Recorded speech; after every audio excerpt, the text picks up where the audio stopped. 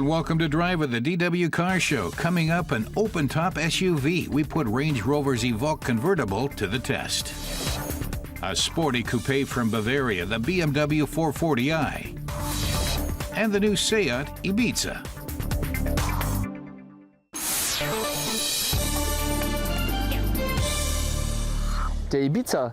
Car tester Ronnie Levstek says the Ibiza is SEAT's most successful compact. SEAT has sold 5.4 million in the last 33 years. Now the fifth generation is being released as an all-new Ibiza. SEAT looks back proudly on a record year. 2016 was the company's best year ever, and it's still on a roll with the fifth generation of the best-selling Ibiza. Unlike many competitors, SEAT hasn't made the car longer, but wider, 9 centimeters wider. Now it's based on Volkswagen's MQB A0 platforms.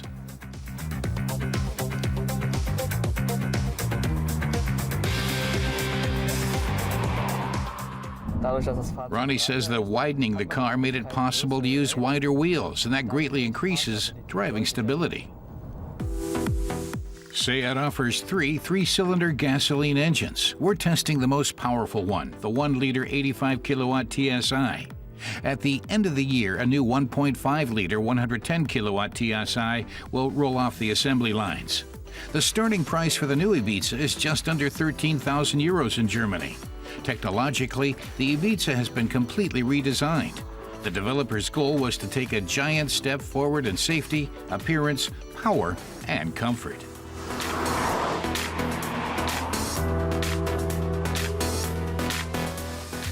The new SEAT Ibiza is chock full of technology, says Ronnie. For example, a choice of 4 driving modes. 3 are predetermined: Eco, Sport, and Normal. The 4th is for the owner to set as he desires. You can set the suspension and the steering how you like it, which is very unusual in a compact. Ronnie says the new SEAT Ibiza is fabulous. Big 18-inch wheel rims and LED headlights give the Ibiza an elegant appearance. The Leon clearly sets the tone for the Ibiza's design: clear, sharp contours. The front and back overhangs are short, which increases stability and gives the Ibiza a dynamic, sporty look.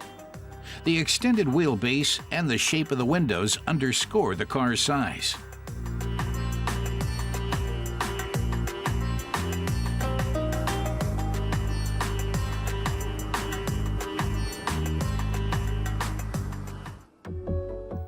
In the cockpit, the central 8-inch touchscreen is conspicuous.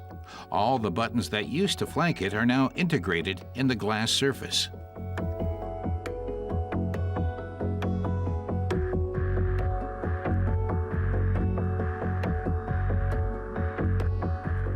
Of course, the interior is the biggest beneficiary of the new Ibiza's broader shape. Ronnie is enthusiastic about how well the new generation Ibiza has turned out. Thanks to the new MQB A0 platform, the car not only seems bigger, it is bigger, and you notice it in the interior and in the trunk volume. In the future, the Ibiza will be available only as a 5-door. Many aspects of the new compact are as good or even better than in the larger Leon. The Ibiza doesn't seem to have any weaknesses, and yet it's hardly more expensive than its predecessor. But that could end up meaning that SEAT will sell fewer Leons.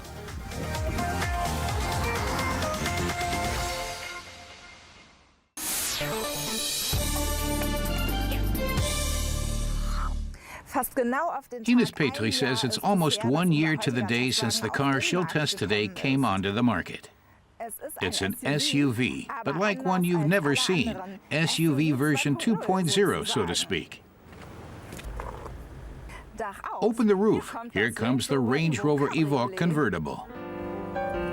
The roof can be electrically opened or closed in 18 seconds, including while you're driving at speeds up to 48 kilometers an hour. The idea of a convertible off-road vehicle is not entirely new. Land Rover's Defender, the Mercedes G-Class, and the Jeep Wrangler have also been available as convertibles. But the Evoque is the first modern SUV of its kind. Its silhouette is almost the same as the normal coupe, The only difference is the soft top.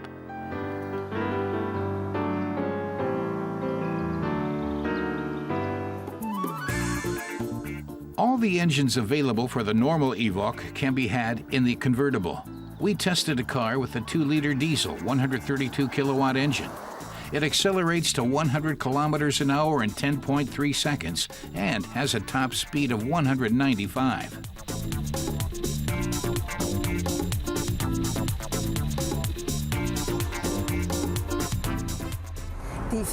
Ines says the engine produces 430 Newton-meters of torque as soon as it has 1,750 revs, so the car accelerates well.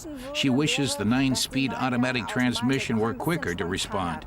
The car isn't as fleet-footed as you might be accustomed to from other convertibles, but that's also because it's an SUV and weighs about 2 tons.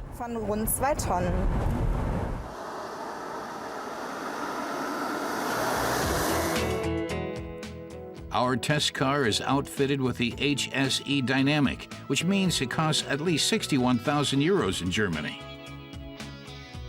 The touchscreen is even a bit larger than in the closed Evoque. A highlight is the round gearshift knob, which rises out of the middle console when you start the engine. In addition to a hill start and a hill descent assist, the terrain response function gives the driver 4 drive programs for the best possible traction on different surfaces.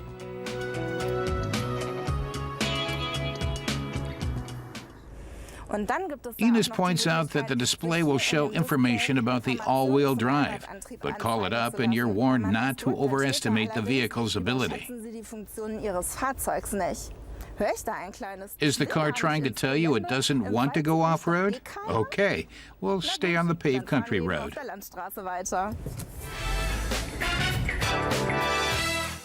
Is the convertible Evoque fussy about getting a little dirty? Not really. It does have good off-road qualities. All-wheel drive is standard, ground clearance is 21 centimeters, and it can drive through water 50 centimeters deep.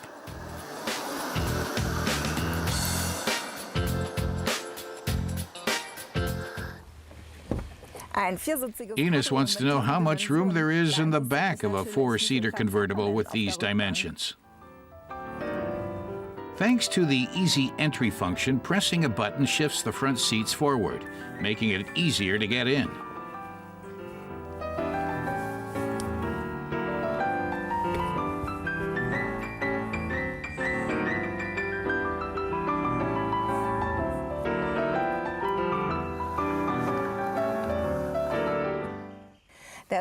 The front seat isn't all the way back, says Ines, but her knees now have plenty of room. The backrest can't be adjusted, so you sit very erectly, but it's not uncomfortable. There's room enough, and then there's this flap. You can open for a through-load function, extending the storage space from the trunk to load skis or other long objects. Whether the top is up or down, the trunk itself holds only 251 liters because the back seats can't be folded down.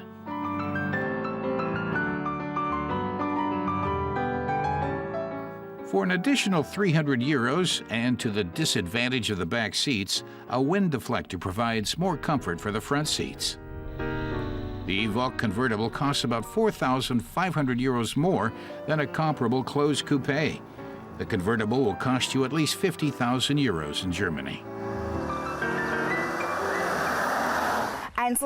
Ines says if you don't like SUVs, you won't like this convertible. And she's not the kind who likes huge cars. But this one is lots of fun to drive. She predicts a new wave of convertible SUVs.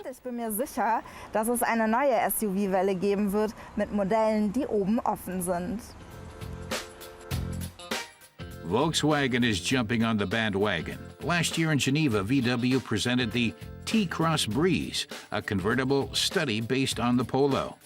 Other car makers are sure to follow suit because SUV convertibles like the Evoque attract attention. They're the new model status symbols of today's rich and beautiful.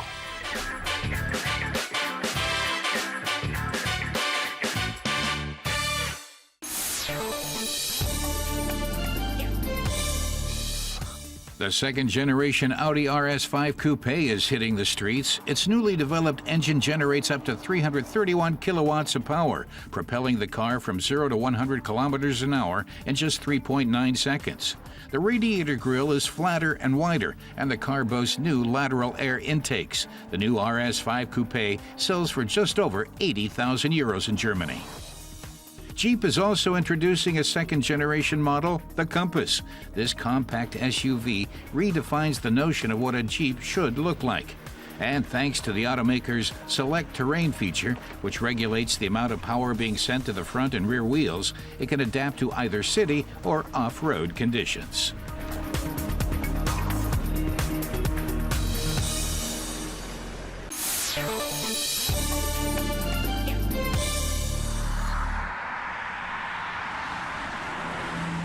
Our car tester Emmanuel Schaefer says BMW launched the 4 Series in 2013 as a step up from its 3 Series. It's a little more exclusive and sporty. It's worked out. BMW has sold more than 400,000 units since launching the 4 Series. So no wonder it's only made minor tweaks to the new 4 Series range. BMW's heeded the truism that if it ain't broke, don't fix it. And so the car makers barely modified its new 4 Series range. Only BMW enthusiasts will spot differences like the new standard bi-LED headlights or the slightly redesigned front apron, even though the BMW 440i M Sports Coupe that we tested comes with an entirely different front apron than the regular 4 Series.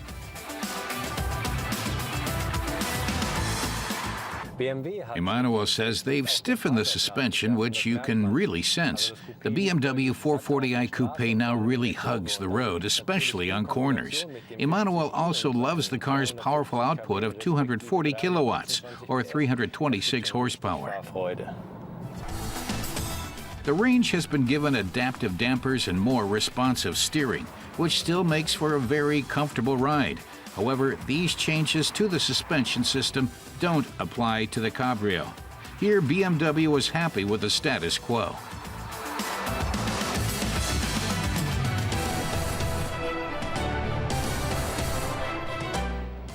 The 440i Coupe we tested comes in BMW's all-new Snapper Rocks Blue paint finish, which is only available for the 4 Series.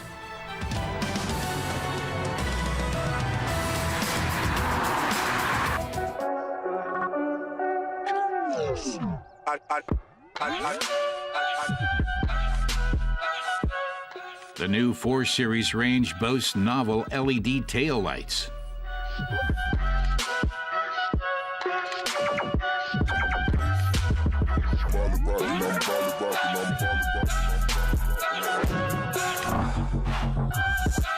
And the headlights now resemble those of the latest 3 and 5 Series.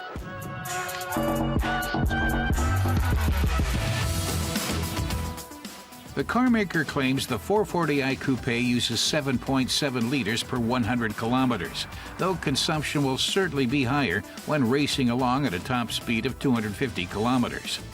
This new coupe comes with a few more features and lets you combine optional extras more freely, but it also costs 2,000 euros more than its predecessor. Only small changes were made to the coupe's interior. They're intended to lend it a more refined feel.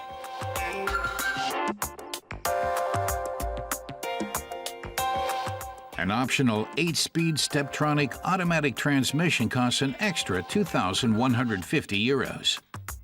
And a sat-nav will add at least 2,000 euros to the price tag. Electronically adjustable and heated seats are also available in many 4 Series trim lines. In Germany, an entry-level 4 Series model can be had for just over 40,000 euros, and all engines can be combined with all-wheel xDrive if desired. The large 435D diesel is the only model available exclusively with all-wheel drive. It'll set you back at least 60,000 euros. Emmanuel says the changes that have been made are subtle, yet superb. He thinks the 440i is a force to be reckoned with, though he's a little disappointed the 4 Series LED headlights now look like those of the 3 Series.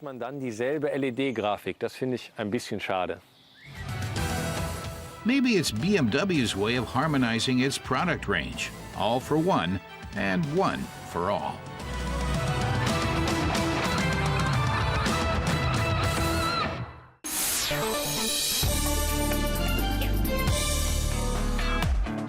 With the Tipo, Fiat has an especially low-priced car in the compact class.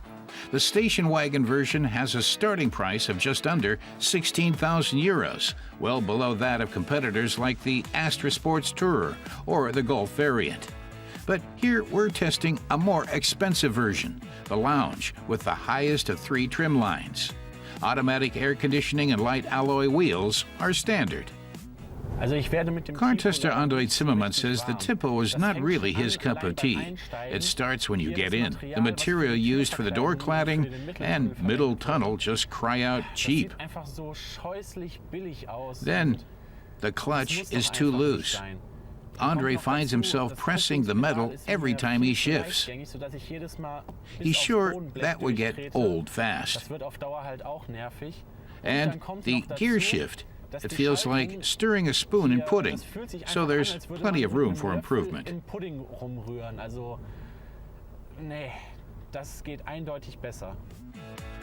Our test car with the 1.4 T-Jet engine starts at 19,000 euros in Germany. It accelerates from 0 to 100 in under 10 seconds. Good enough for a station wagon in its price category.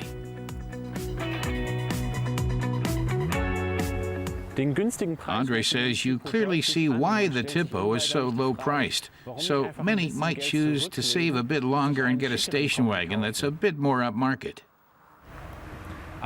But sometimes things don't go as planned, and then a very low-priced station wagon can be just what you need. Expectant parents need room, but most station wagons cost at least 17,000 euros. The Tipo offers a solid trim line and 550 liters of cargo space. Andre says a stroller fits in the trunk easily with space left over for shopping bags. He admits that the Tipo did a good job here.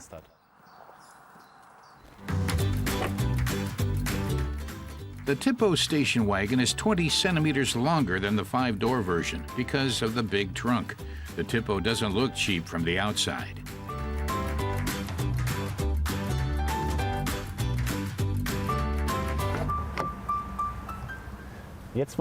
Now Andre wants to see how easy it is to install a children's seat with the ISOFIX system. Only the 2 outer back seats have ISOFIX anchoring for car seats. This could clearly have been better designed, Andre complains. There are no real slits to accommodate the ISOFIX, and the upper edge of the upholstery protrudes right where it shouldn't, so finding the slits is a matter of luck.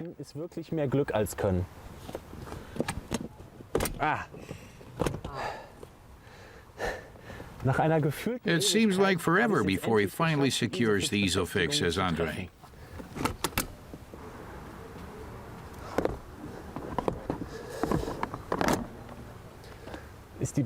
Once you have the base installed, if you don't take it out, securing the child seat goes faster, he says. But then the front seat passenger can't move his seat back very far. Except for the cheap materials, the Tipo's interior is okay. A sat-nav is available for a bit more money, and operating the center console is very intuitive.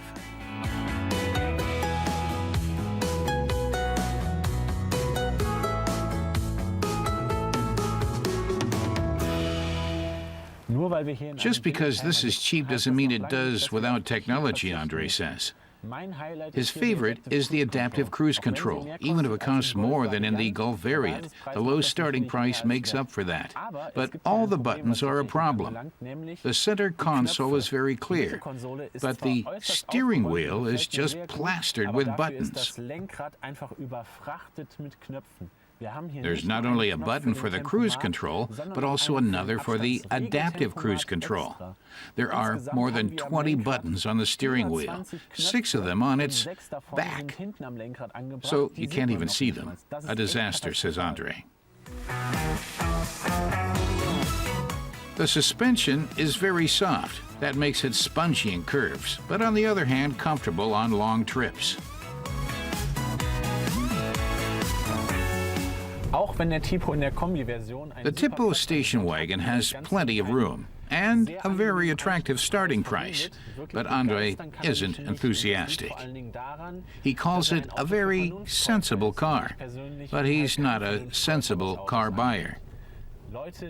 People who aren't emotional about driving will do fine with the Tipo, he says. But Fiat could have put a bit more love for detail into it.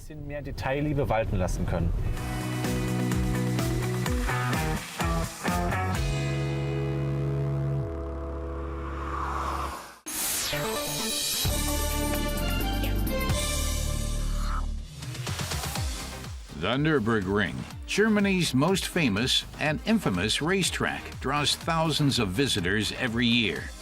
At the 45th edition of its 24-hour race, over 200,000 fans flocked here to enjoy the unique atmosphere.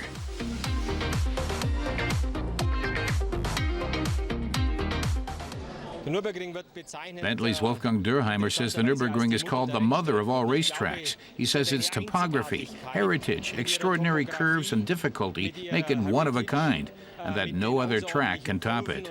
Der Schwierigkeit, die der Nürburgring bietet, ist nicht zu toppen weltweit. The preparations are underway, and race drivers are enjoying the final minutes before they'll get into their vehicles and enter what's known as the Green Hell. It's extremely special. I mean, just see how much people, how big is the enthusiasm. It is something unique. This year I have the opportunity to start the car, even more special. So hot weather, Brazilian driver can't get any wrong. It's my favorite track. I mean, I don't think you can compare it to anywhere else. It's the most unique. You have the most distance, but also the most variety. Granted, it can change frequently in terms of conditions, and that's why it has the nickname Green Hell, but for me, it's the best. This driver thinks it's the most special race in the world of motorsports. While other events claim that title, he says the Green Hell is still the world's most difficult and dangerous circuit. The race is about to begin. And they're off. The 24-hour race is held on a track that's almost 25 kilometers long, a combination of the Nürburgring Grand Prix track and the famous Nordschleife route. It continues to push drivers and cars to their limits. Driver Uli Andre believes the track's layout hasn't changed since 1927, though he wasn't even born back then. He says the Nürburgring is still the world's toughest track and never loses its thrill. You have jumps where the car is completely airborne, blind curves, fast curves, then a few slow hairpin turns that throw you off your rhythm. Then you go on, full speed ahead, shifting into fifth, sixth gear, rounding fast curves like the Swedish Cross at over 220 kilometers an hour is quite a rush, both mentally and physically. The Nürburgring 24-hour race is the toughest challenge this tough track has to offer. 161 teams participated this year, with over 600 pilots taking turns behind the wheel. The competition is also the toughest that endurance racing has to offer. Audi, Bentley, BMW, Ferrari, Mercedes-AMG, Porsche, and Renault all enter teams in the race. And strong private teams only add to the pressure.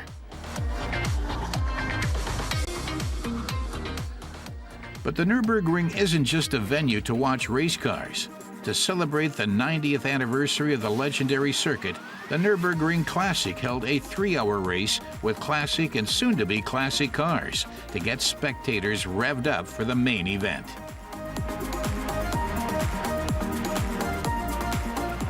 This participant says the Nürburgring Classic is special because no other event at this level attracts so many spectators.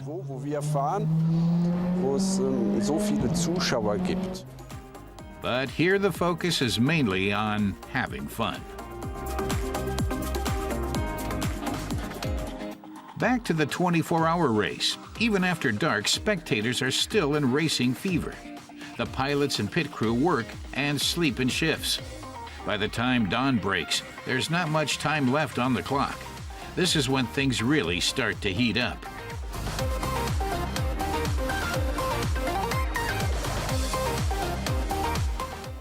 In the thrilling finale, Audi takes the checkered flag with a narrow 21-second lead over BMW. It was the second tightest finish in the history of the race, and Audi's fourth victory in the Nurburgring 24 hours.